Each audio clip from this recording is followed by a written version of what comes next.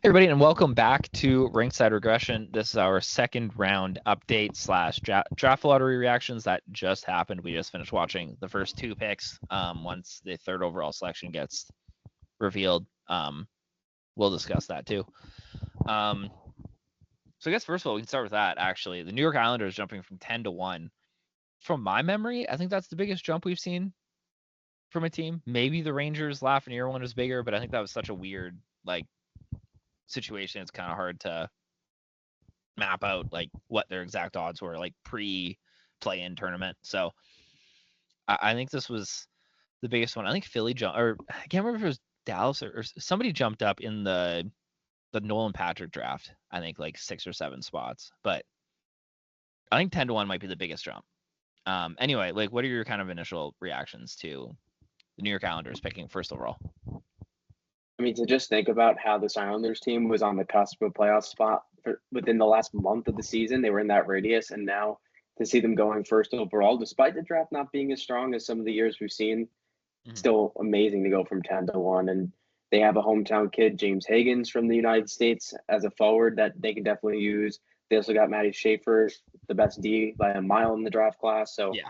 it's their pick, their first. They can do whatever they choose. I think this is really interesting for them because they're kind of in this purgatory spot, right? Where Yeah. they have a few good core pieces, Ilya Sorokin, Bo Horvat, Matt Barzell, but the rest of the team is just thrown in there and is aging as well. So maybe this is a sign to retool or maybe shift towards maybe a rebuild of some sort and build around whoever they pick. I think this is really good for them.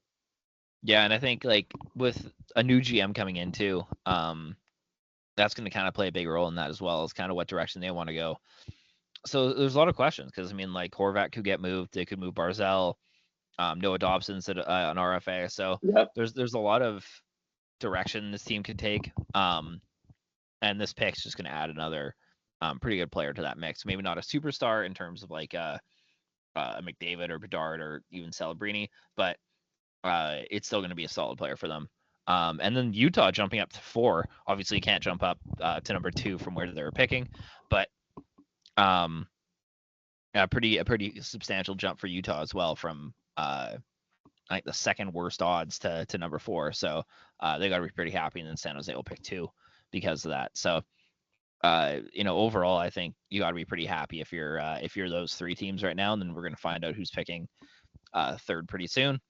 But a crazy draft to have a team go from 15-4 and from 10-1. So maybe number 3 will just be chalk, and it'll be I think Chicago has the second worst or the best odds now. But hopefully it's somebody crazy. Hopefully it's like a Boston or something, or Pittsburgh or one of those random teams, and just this draft just goes crazy because the draft's already going to go crazy. It's a very wide open draft. There's no real.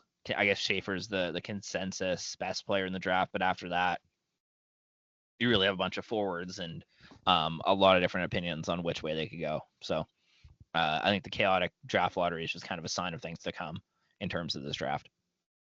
And I think too, you look at a team like Utah who almost snuck into the playoffs and now they jump this big up to number 4. Is Yeah. this trade bait for them, considering Mm. this draft class? Is this a pick that they look to move maybe before the draft, at the draft? I know we talked about them maybe looking to add some pieces when we did our offseason preview for them.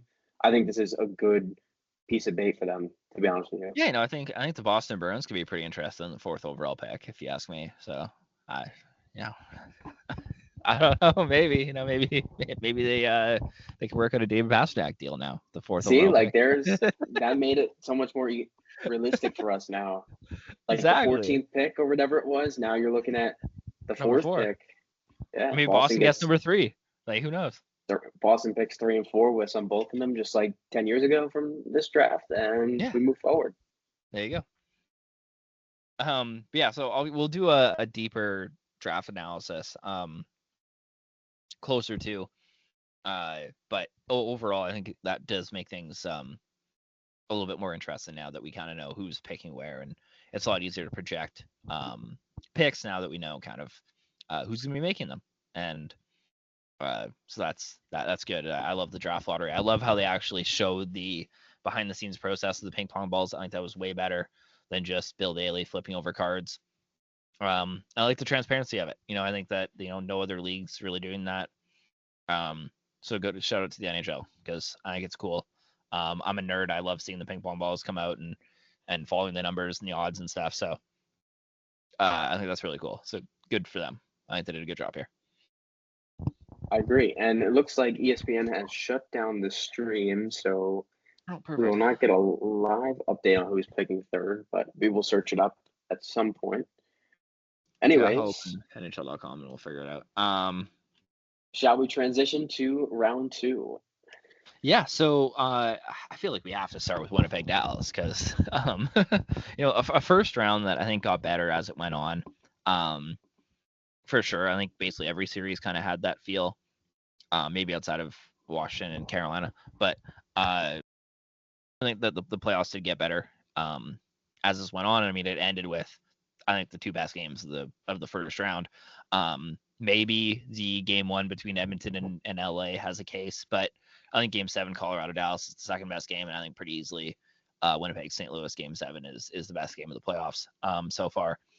And I think the ending round 1 that way really made up for what was looking to be a pretty lackluster first round. We begin with the most recent game in Winnipeg and St. Louis. What are kind of your thoughts on the series and kind of what the Jets outlook looks like going into round 2? I mean, for the Jets winning the President's Trophy and then to see them escape out of that first round despite subpar play from their superstar goaltender, I think is a good sign.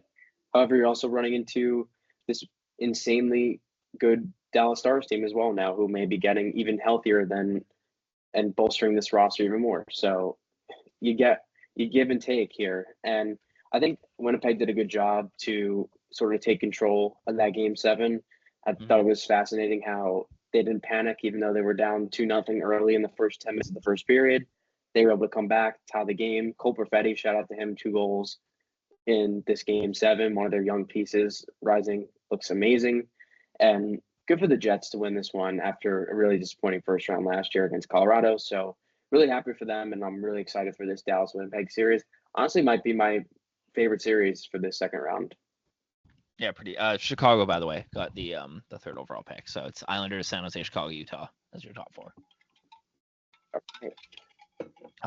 So there you go. Yeah, I think this is pretty easily my most interesting series. I think the West again has maybe the 2 most interesting series in round 2.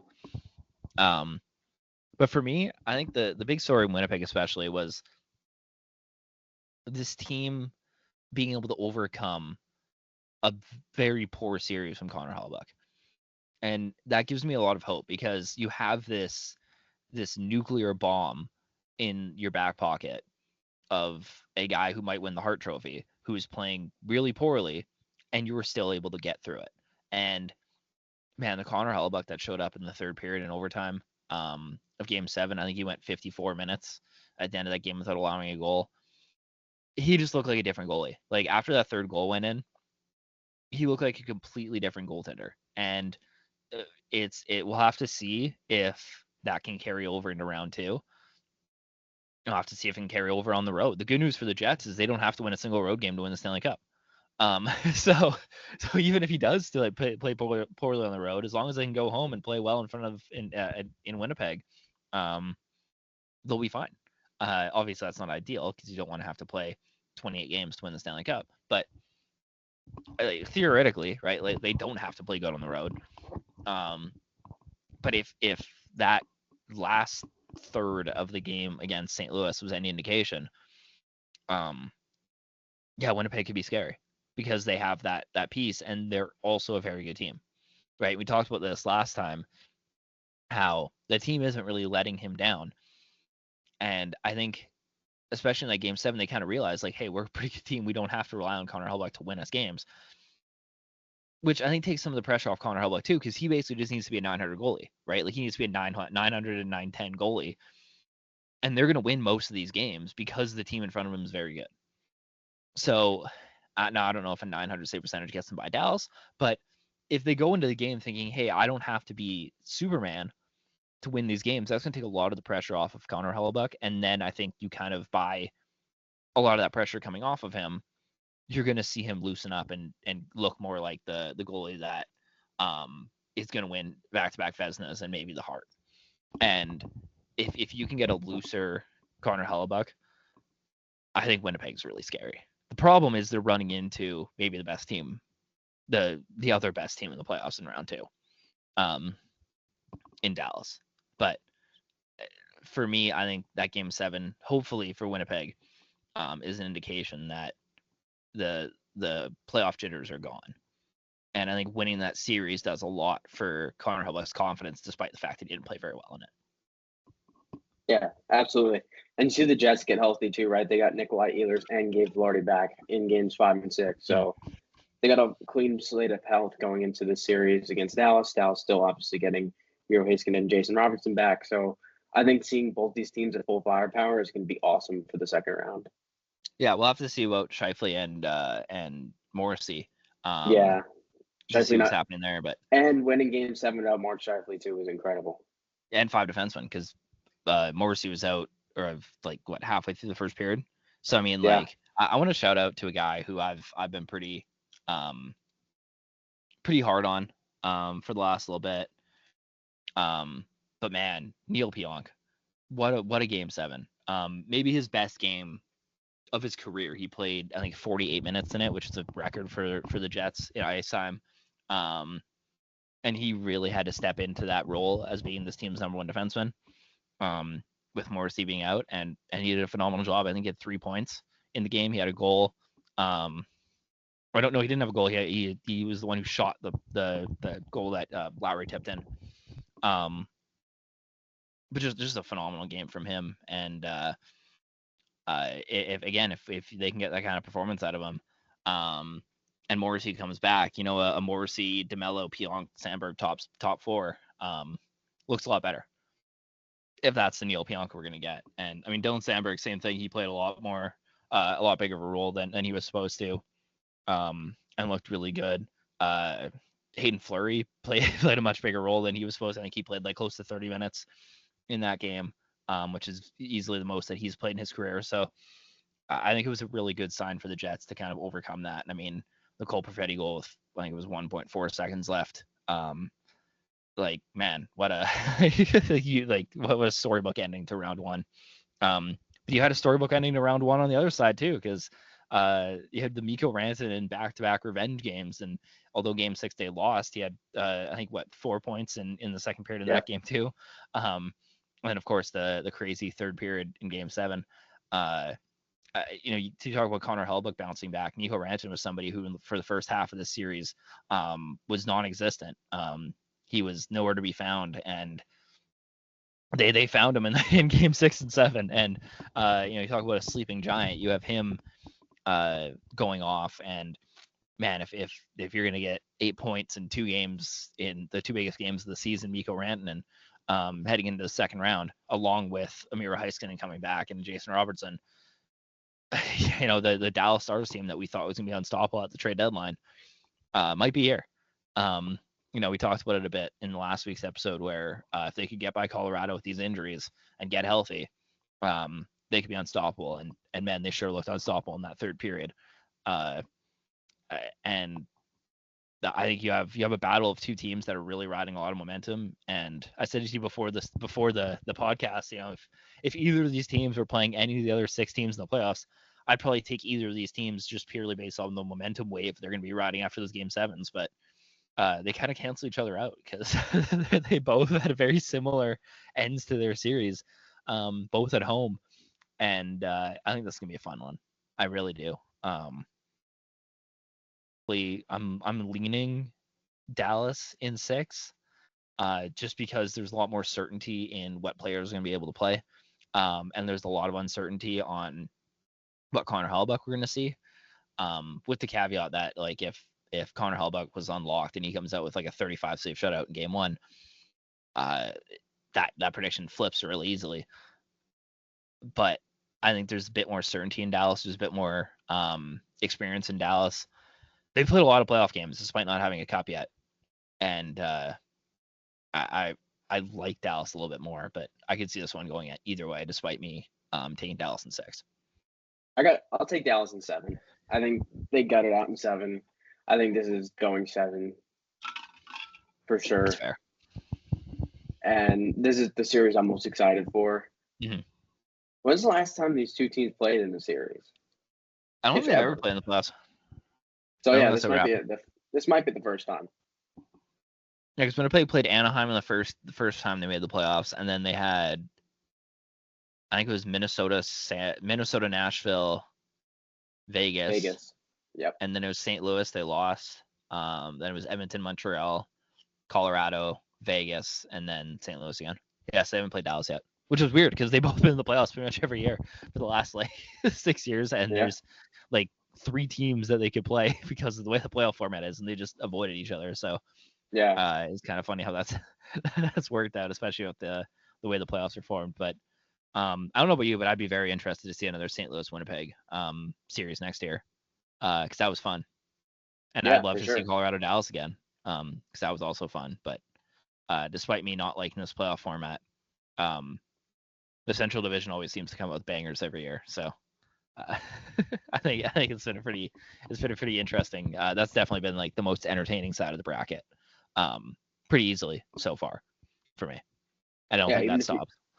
even if you go like Dallas, St. Louis, or even Colorado, Winnipeg again, either combination of these 4, I'm up for. Mm-hmm. For sure. So we both have Dallas, but I definitely think the series go either way. This might be the most coin flip series in round 2 for me. Just purely based on the fact that I think these are 2 teams that, if they can get out of this series, could win the Stanley Cup. So the series, it's because Connor Hellebuyck is back to being Hart Trophy. Like, I don't think Winnipeg can win the series if he's not playing at his best. So if they do get out of this, like, I don't think they can repeat what they did against St. Louis because Dallas is gonna be too good. And if Dallas gets out of it, I mean, man, like they're healthy and they're gonna be a juggernaut anyway. But so I definitely think that there's a bit more question marks on the Jets. But if they get out of this, it's because Connor Hellebuyck's back to being Hart Trophy Connor Hellebuyck, and we were 1.2 seconds away from all 3 Vezina candidates being out of the playoffs in the first round, all below 900 save percentage, by the way. Wow. That's how Incredible. close we were to that happening, which is insane. So that would have been crazy. But of course, Connor Hellebuyck, who was going to win the Vezina, was the goalie who was able to move on. But man, that would have been kind of a crazy stat if that would have been the case. But here we are.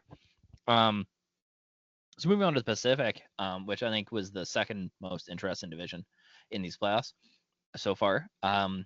Vegas, Minnesota. Man, Minnesota put up a fight. But here's the fun stat for you. And we talk about Winnipeg's first round troubles. We talk about Toronto's first round troubles. This is the 10th year in a row that the Minnesota Wild are unable to get out of the first round. Now, that is 8 straight first round exits and then 2 years missing the playoffs. Man, that's not good. Nobody's talking about it because it's the Minnesota Wild, but 8 consecutive first round exits, 10 years without a second round playoff appearance. I guess you could say the future looks a bit better because they're finally going to have cap space to spend. But they the first 2 games looked really good for this team, and then they just got outclassed by a Vegas team that is significantly better than them, and a Vegas team that got better as the series went on. Their stars started to show up. Adin Hill looked better, and the Marc-Andre Fleury retirement tour. He had about 17 final games in the NHL. This is it, but he's going to play for Canada at the World, so like we still get to see. We'll get another Marc-Andre Fleury retirement tour at the World Championships. It's the first time he's ever played for Canada at the World Championships, which is interesting. And he's going to go with Sidney Crosby, so that's cool. We get to see Crosby and Fleury together again. That Canada team looks really good, by the way. McKinnon went too. So they're kind of like it's weird to see that many high-end players going to the World Championships, but seeing Crosby and Fleury together is gonna be fun. But that's completely besides the point. Vegas looked a lot better as the series went along. I was very concerned about my cup pick through the first 3 games, and then they figured it out in the last 3, and just kind of steamrolled Minnesota at that point. As for Edmonton, LA, LA, another team that's their 4th year in a row losing to the Edmonton Oilers in the first round. And has there been we'll get back to Vegas in a second, but has there been a more series changing play than the LA Kings coaches challenge in game 3? Like, is that like the most like the 2 goals in 5 seconds? Because they got the penalty and then the Edmonton scored again, and as soon as that happened, man, the Oilers just like they steamrolled LA. Like they just bullied them. Like That after happened like in game 3. that happened in the Lightning series too. In the first game, Yeah. they challenged the goal. It was 2-0, Sure. then all of a sudden it was 3-4-0, just like that. So, Yeah. not the first time this happened in this playoffs, but what a disappointment for LA. 4 years in a row after coming out on like such a dominant team on home ice. They dropped that game 5 in a 2-2 series, and again, has Edmonton and Vegas ever played in the playoffs? I don't think so. I think this is the first time. Did they play They didn't play last year, did they? No, Vegas got knocked out by Dallas the first round. That's right. This is the first time they've ever I don't played think each they other. have. Yeah. No, definitely not. And so on the West, these are 2 brand new series, which I'm really excited for. Because I was looking at that, I was like, Vegas and Edmonton have never played in the playoffs since Vegas has entered the league. So that's weird. That's so strange. It's the whole point of this playoff format is for teams to play each other, the same teams to play each other every year. That's the point. And half the teams, and then we have the East, which is not like that. But yeah, that's really interesting. I didn't notice that. And this is Eichel versus McDavid too. This is 2015. 10 years ago, these guys were drafted. Pick 1 and 2. I think this is a really underrated series. People are throwing this one under the radar for one, the Eichel McDavid 1-2 punch, and then the fact that these 2 teams have never met in a playoff series. So yeah, these are and all these games are going to start at midnight. So yeah, that doesn't help. That too. But and think about it. You have like 2 mediocre goalies with like the Stuart Skinner, Calvin Pickard tandem, and then like the Adin Hill phenomenon. Yeah. So take the overs in this series. Holy shit. You have some high end offense too, like McDavid, Draisaitl, Eichel, Stone. So you have some mediocre goaltenders with some star forwards. I think this is gonna be a fun series. I think this is gonna be a high scoring one too. And yeah, I'm kind of torn on who wins this, to be honest, because Edmonton looked really strong, just like Vegas. Both these teams kind of picked it up as the series went on. Like after game 2 or 3, like they looked really good. So this is the coin flip for me. I think this is closer than the Dallas Winnipeg series, in my opinion. Okay. Just because the goaltending's so even, and it's tough. Like it goes. You know what? I really want. I'll let you give your pick first. See, I disagree. I don't see the series being as close as that. I think it probably goes 6. Because McDavid and Draisaitl can steal a game, but I look at and like I could look like a total idiot after this if Edmonton wins this in like 5. But I look at Minnesota's roster, and actually they're a deeper team than the Oilers are this year. And one of the things that really helped the Oilers last season was their depth. And I don't think that even with Evander Kane coming back, I don't think their depth is as good as it was last season. And I look at Vegas's top guys, like the Mark Stones, Jack Eichels, and even below that, I just think they have too many guys on Vegas that match up really well against McDavid and Draisaitl to kind of shut them down. I don't think LA had the same kind of firepower defensively because Kopitar just couldn't keep up. And when they're on the road, they couldn't get the matchups they wanted. I don't know if this series, like I definitely think the Oilers are gonna have to rely on their depth scoring a lot more than they had to in round 1, and I just don't think it's as good as Vegas is. So as even as this goaltending, and I mean Adin Hill, despite this series being very even in terms of mediocre goaltending, I'm going to take Adin Hill over Calvin Pickard, forever. And Adin Hill, somebody we've seen turn it on, and win a Stanley Cup before. So again, I just think there's too much. I mean, Vegas also might have the best blue line in the NHL. I think there's too much going against Edmonton here. I don't know if there's a position battle that they win outside of top 6. And even that I think is closer than people want to admit it is. And for that reason, I think Vegas wins this in 6. I'll give the Edmonton, 2 games because McDavid and Draisaitl are there, and I think that'd be disingenuous for me to not do that. But I think Vegas kind of just does what they did to Minnesota, where, and obviously it's like it's a completely different ball game because Kaprizov and Baldy are not McDavid and Draisaitl. But I think we see kind of a similar layout to the series. I think the Oilers kind of start off hot, and then as the series goes on, the Vegas Golden Knights are able to adjust and close this thing out. I think we see a very similar series trajectory as we did in round one with Vegas and Minnesota. I'll take Vegas in 7. I think both these first-time playoff meetings are going 7. That's fair. And I would love them to because both these series are really good and they're really fascinating. And I definitely think the West once again has the better overall series matchups. Because in the East we're seeing some repeat series. We have Florida and Toronto, and man, by the looks of what the Florida Panthers did to Tampa Bay, this could be a repeat of the last time Florida and Toronto played each other in round 2, which wasn't good for the Leafs. But first that series starts in 10 minutes, by the way. It does, yeah. We're recording this Monday, right after the draft lottery. First of all, let's talk about Toronto and Ottawa. A series where Toronto looked like the best team for most of it, and then Ottawa kind of started to look more comfortable, and the demons were kind of popping up, and then Toronto kind of just like took over Game 6 after Ottawa tied it, and that was kind of it. And nobody really talked about it. We just kind of moved on because maybe the Leafs playoff demon thing is over now because they got out of the first round 2 of the last 3 years. Like I think we've kind of removed that baggage from this felt like when they won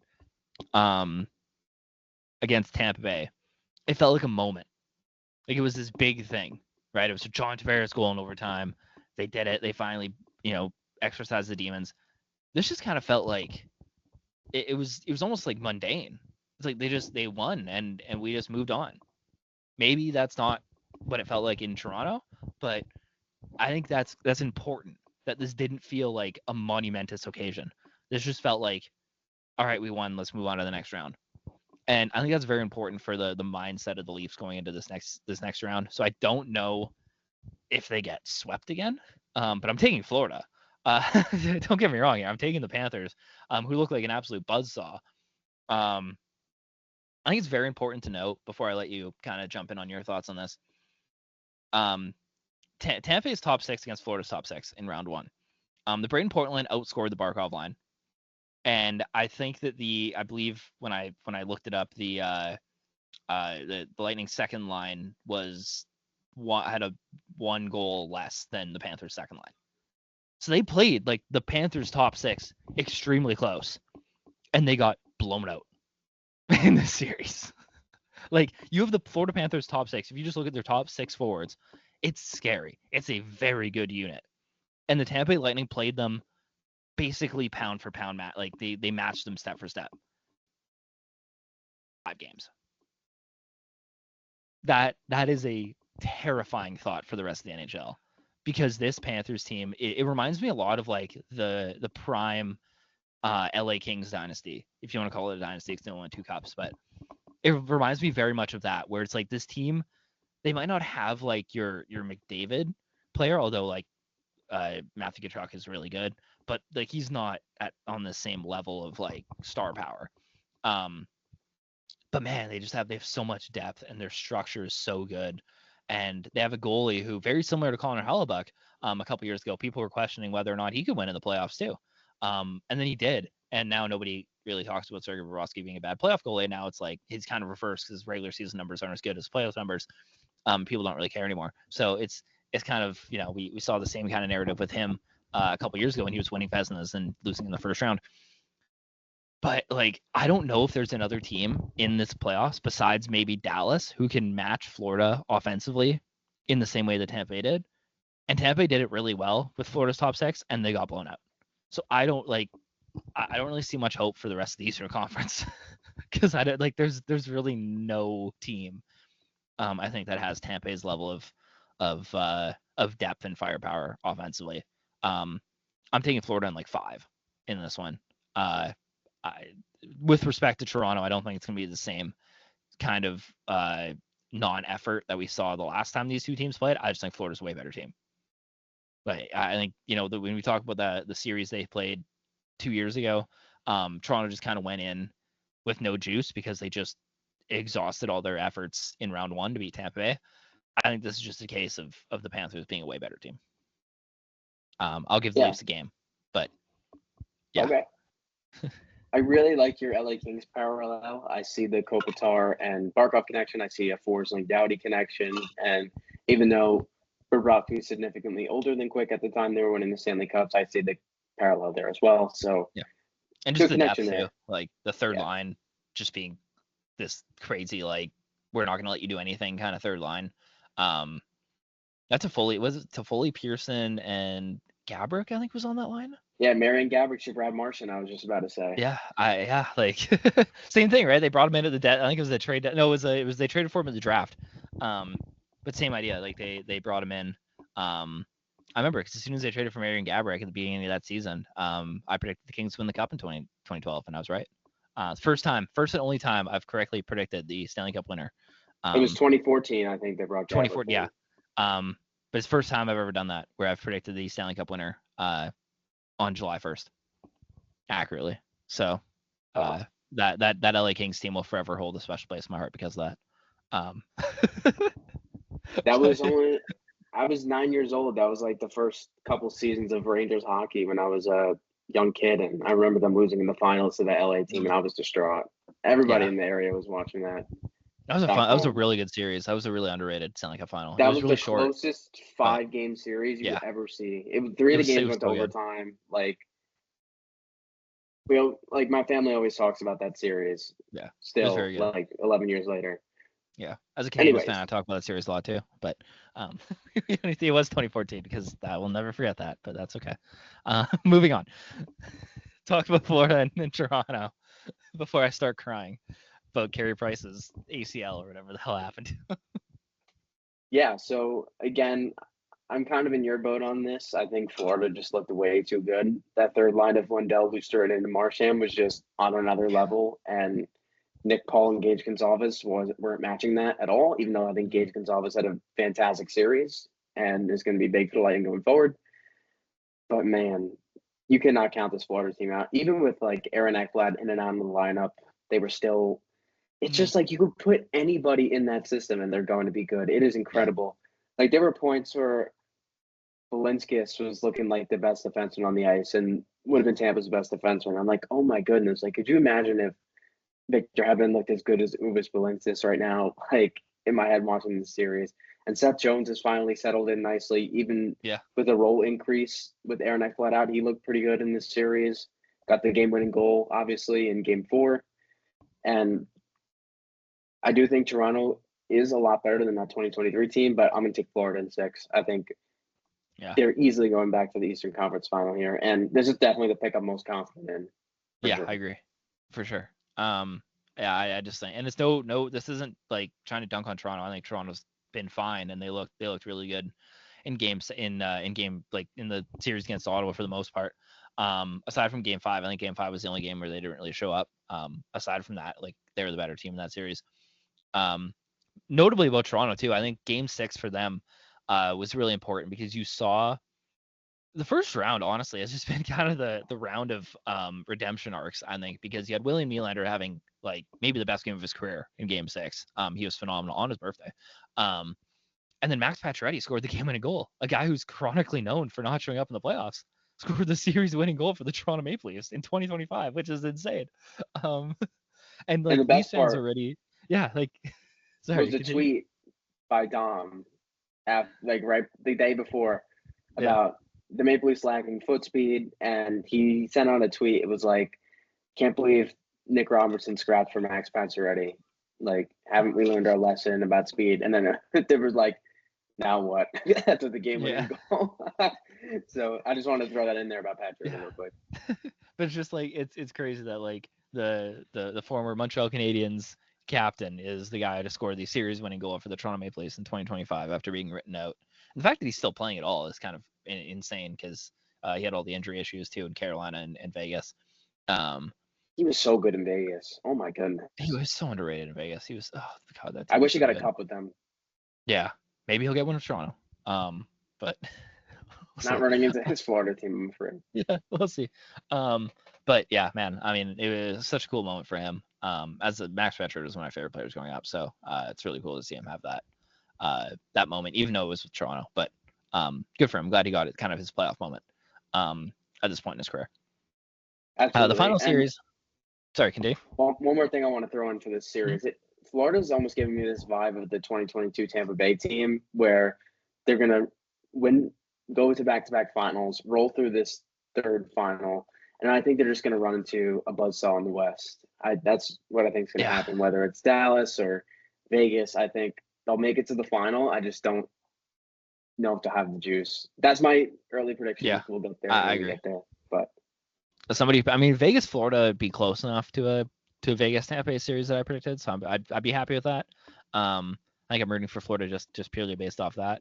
But I mean, yeah, I picked Vegas to be in the year, so I'm gonna ride with them for now. But I agree. I think that the teams in the West, I think the 4 teams in the West are all more legitimate than the 4 teams in the East outside of Florida.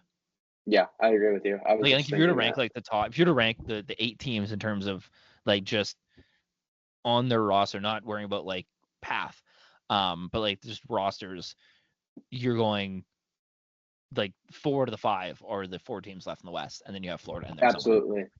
Yeah. Which is crazy. Probably goes like, I'll probably say like Dallas, Vegas, Florida.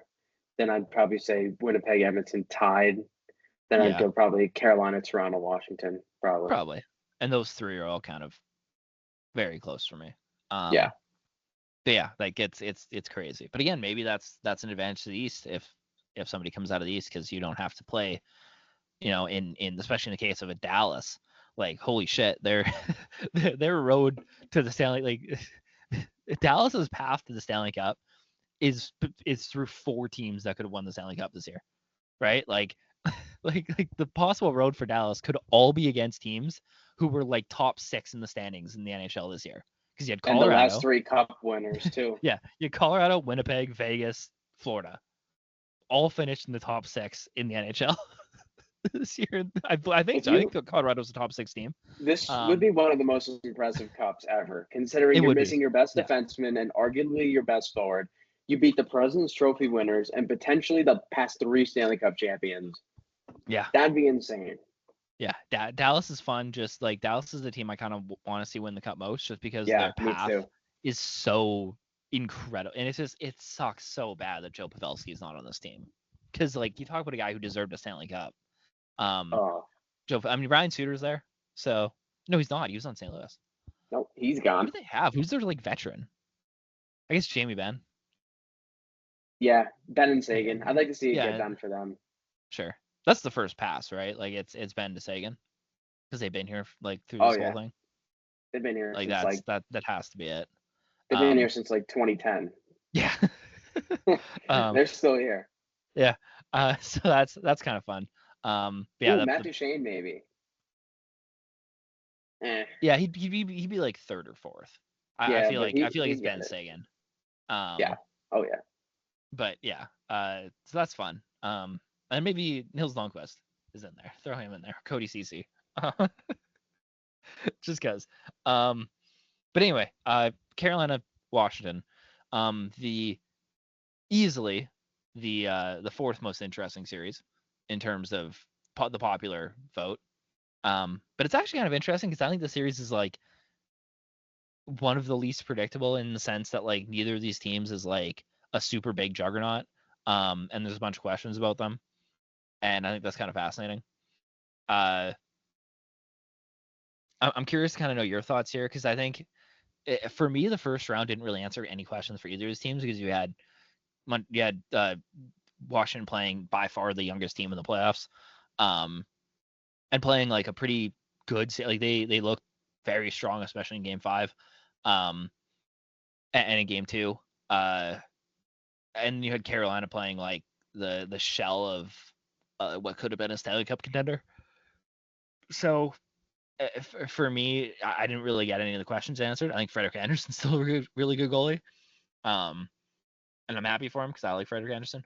But other than that, like I don't know what like all the concerns I had about both these teams are still there, because they played pretty like chalked matchups in the first round. I agree with you there. I think this series is so up in the air, and I'm honestly really excited for it because it's going to be the least anticipated one going in, right? And I think because of that, it's going to be the most exciting, and then That's true. That's fair. ending up being like the most fulfilling, like the ones that's going to turn heads the most out of these four. Like I wouldn't be surprised if a week and a half from now we're like, oh my god, that Washington Carolina series, just because I think these two teams are so close. Mm-hmm. They obviously have their strengths and weaknesses on each side, but I'm pretty optimistic about this series. I think it's going to be a solid one. I don't remember the last time these two teams played. It's been a while. Couple years. They have played. I know they've played. But it's been a little bit. I'm gonna look it up. I'll let you talk while I look it up. Okay. With your thoughts. Yeah, I think for me, I have more questions about Washington, I guess. Although Logan Thompson started to look like a really strong goalie as the series went on, and he kind of like he really shut the door, especially in Game 5. Yeah, I don't know. This is the only Game 7 I'm going to predict. In round 2.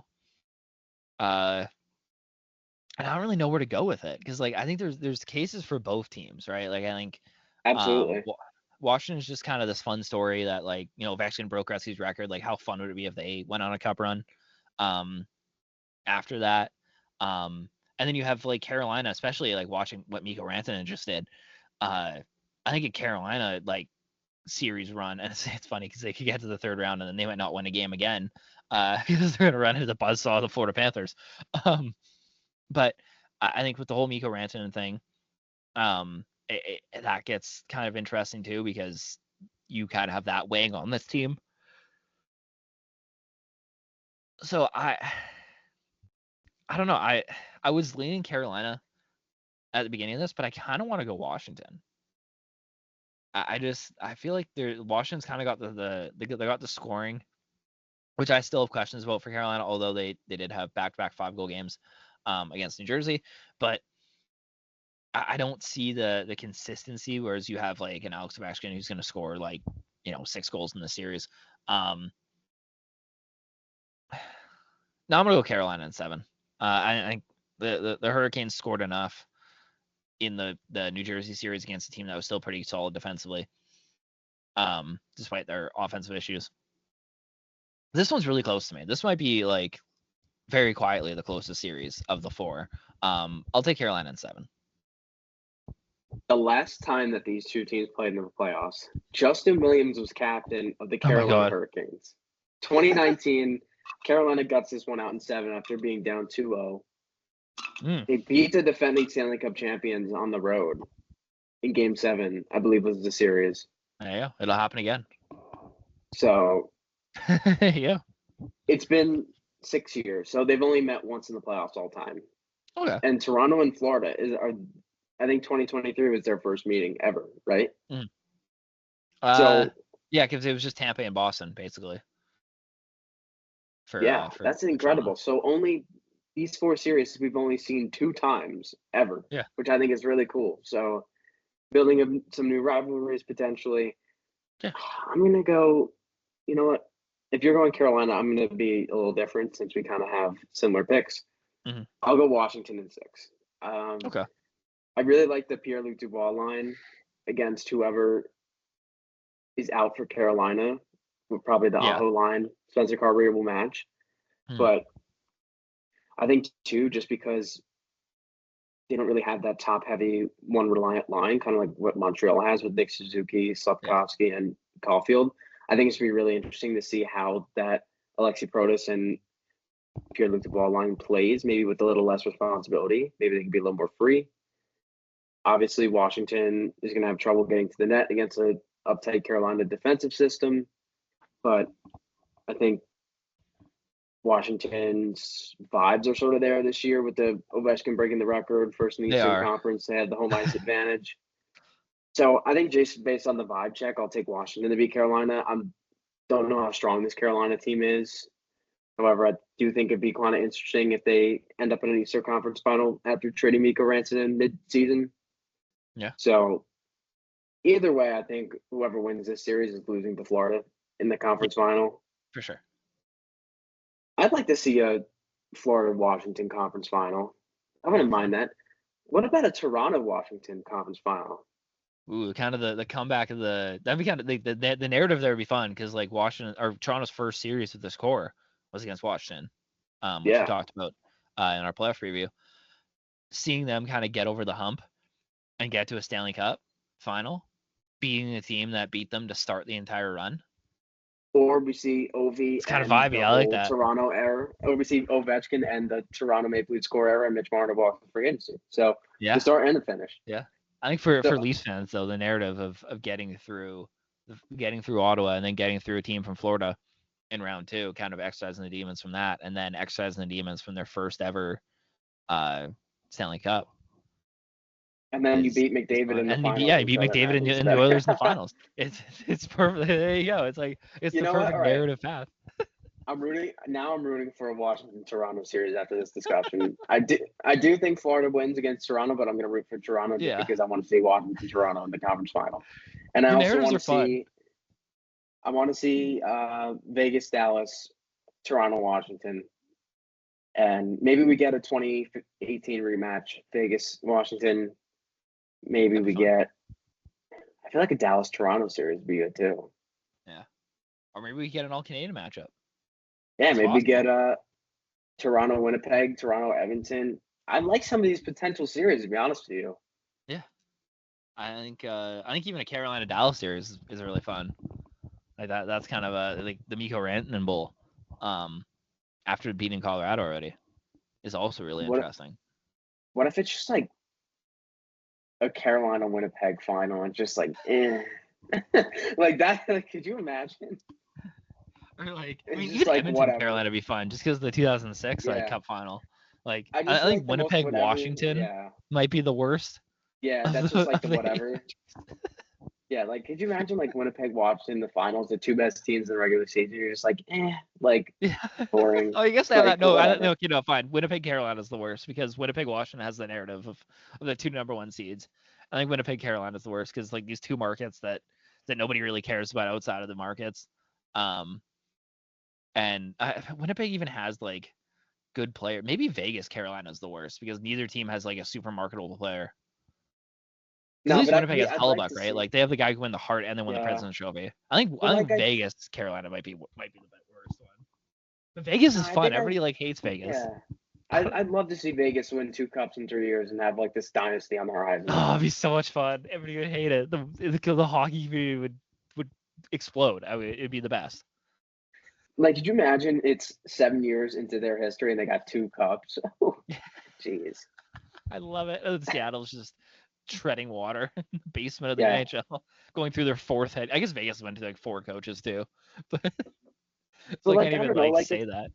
Like if Carolina wins, like if Carolina's raising the Stanley Cup in June, I'm like, this is a failed season. Like whatever. Like, but I think it's also like Carolina winning Carolina winning the Cup is also like a testament to the Eric Tulsky hockey nerd era because they had Mikko Rantanen and they traded him and everybody wrote them off. Like Carolina winning the Cup is actually kind of fun.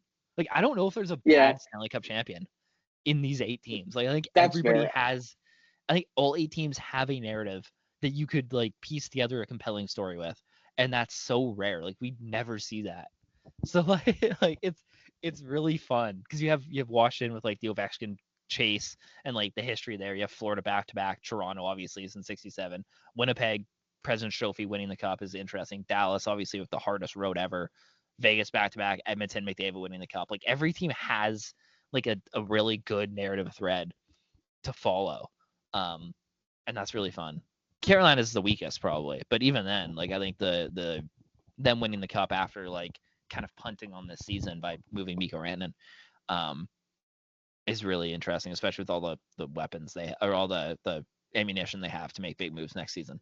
So I think this podcast has really talked me into the second round here. I wasn't as excited seeing teams like Tampa and I wasn't as excited seeing like Tampa and Colorado get knocked out in the first round, but Yeah. I think this last hour has really talked me into these matchups. So I'm Yeah, really I think it's excited. really good. I'm excited too. So yeah, next week, maybe we'll cover 2 more teams that have been eliminated, or maybe we'll talk about Maybe. or we'll cover half the second round. It depends on how it looks. Maybe these series Um, will be so good we'll still be talking about them. yeah, we'll see. If there's something important to talk about, we'll do that. Maybe we'll do one team. We'll cover one team, but I don't know. Anyway, that's all I gotta say about this round. So far, it's gonna be fun. I'm assuming Tonight's game Toronto. prediction. I'll take Let's Florida. end with that. Because I need them to win 4 out of 5, so I'll take Florida. Score. I feel like What score? they split in Toronto, and then Florida wins 2 at home, and then wins game 5. I think That's Toronto's what winning the it first is. game. I think Toronto comes out and surprises everybody and wins the first game. I think Florida's maybe a little relaxed after destroying Tampa. I think Toronto's relaxed too. Like, we're at this level now. I think they come out and win 4-2 with an empty net Okay. goal. But I Sure. think Florida comes back and wins 4 out of the next 5. That's what I'm David going to Comp, game winning goal tonight. Game winning goal for me. One from Toronto, one from Florida. All right. I'll go Marchand, the winner for Florida. Oh my God! Yes, please. The chaos would be crazy. And for Toronto, you know what? I'll go Mitch Marner. I feel Mitch Marner, Nylander show tonight a little bit. I feel like a part of me hates the Leafs for robbing us of the Tkachuk Bowl in round 2. So Matthew Tkachuk scores the winning goal tonight for the Florida Panthers. All right. And I feel like Max Domi for the Leafs. He had a good first round. All right. I feel like he was really underrated. That line was really good. The Pacioretty Domi line. They need to get another former Canadian on that line. Patrick Laine. Yeah, Patrick Laine. throw the Montreal Canadiens cast-offs away for that line there. Have Domi, Pacioretty, and Laine. That's the move. Go get Kotkaniemi. Go get Sverre Kotkaniemi from Carolina. I think that's better because he was a cast-off. Yeah. A while ago. Go do that. I like it. You gotta go through another team before like that. They need the 1 degree of separation from Montreal. You can't go right from the Canadiens to the Leafs to be on that line. But yeah, that's my prediction for this one. Anyway, thank you. That seems like a Toronto player though. Like Kotkaniemi, third line center. I could buy it. I'll buy it. Yeah, except for the massive cap hit and the fact that John Tavares is going to resign. But yeah, you can do that. Anyway, thank you everybody for listening to this episode. Enjoy the second round. I know I'm excited for it, and hopefully this episode got you more excited for it as well. But we'll see you next Tuesday. Thank you for listening.